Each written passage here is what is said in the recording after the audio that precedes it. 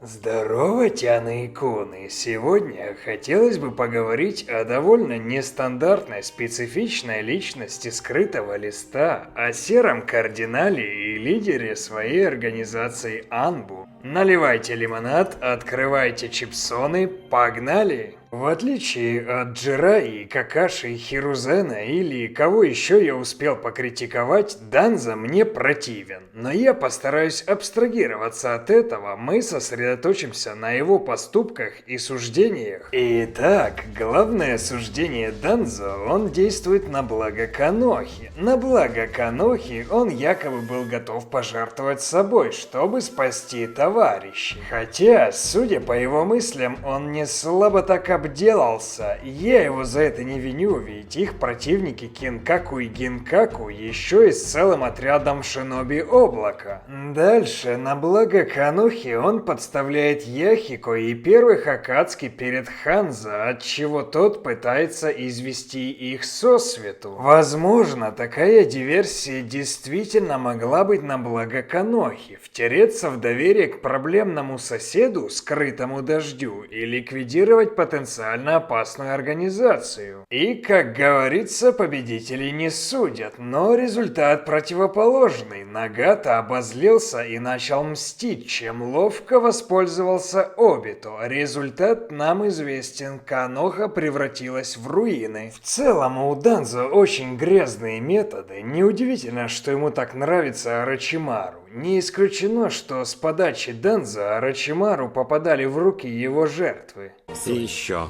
Мне не нравятся твои методы. Есть серия первого сезона, в которой Хирузен ловит Орочимару. Мы вообще не понимаем, что происходит и чем он там занимается. Ощущение, что он смешивает химические элементы или читает книжки. Нам говорят, что стали пропадать генины, чунины и даже анбу. Объясняет нам все манга, в которой показано, чем же Орочимару там занимался. Кстати, этот кусочек таки экранизировали, когда Саске пришел за Орочимару во втором сезоне. И вот эта особая связь с Орочимару делает Данзо его подельником. Эксперименты над людьми само по себе отвратительно и мерзко. В каком-то смысле Ямато стал благом для Канохи, однако самый минимум 60 детей было ликвидировано этим экспериментом. В арке с Кабуто мы видим шантаж смотрительницы приюта. Данзо с Орочимару не стесняются угрожать своему бывшему агенту, куда только смотрит Хирузен.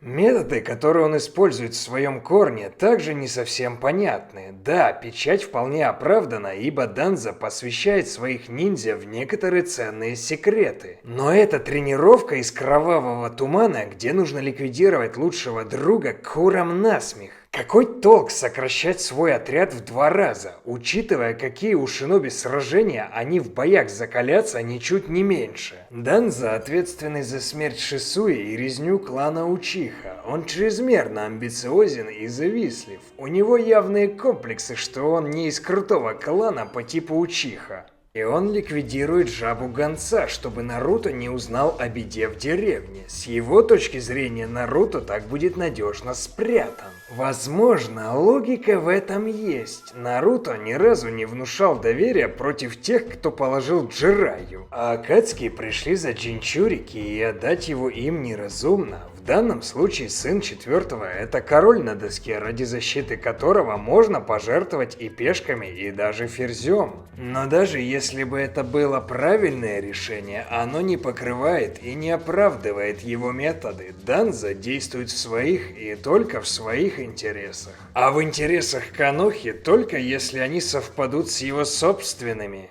Все политики суки, нужно просто грамотно их развести, чтобы его интересы совпали с твоими. Теперь зависти Кучиха. Одного глаза ему было мало, нужно было соорудить себе целую руку. 11 шаринганов, Карл, до того, как это стало трендом. Так и вижу эту сцену. Орочимару, всади мне ДНК первого Хокаге и 10 глаз Учиха.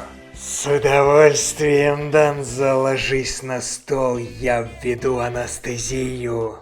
Нет, серьезно, насколько нужно быть больным и завистливым кучиха, чтобы менять целую руку и вставлять туда 10 глаз? Но у этого отвратительного червя есть одно правильное утверждение, с которым я полностью согласен. Дело происходит в филлерной арке Хроники Канохи, куда вставляют канон из манги о выборе нового Хокаге. Данзо психует, что политика первого Хокаге поставила деревню под удар. Конечно, о своей лепте он умалчивает. Но после причинно-следственная связь несколько восстанавливается. Пейн, разрушивший деревню, был учеником Джираи. Вот что бывает, когда дружишь с врагом и обучаешь его ниндзюцу. И тут он прав.